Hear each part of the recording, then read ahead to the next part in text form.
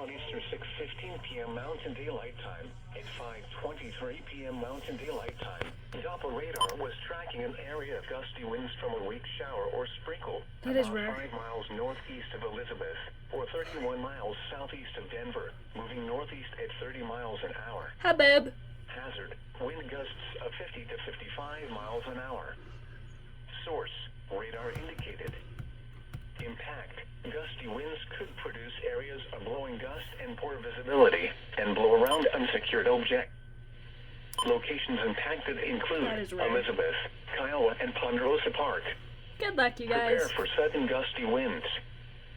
Secure loose objects and move to a safe shelter in Central Adams counties will expire at 5:45 p.m. Oh my god, this is so rare. I was downstairs talking to my parents. Therefore, gusty winds could produce areas of blowing dust and poor visibility, and blow around unsecured objects.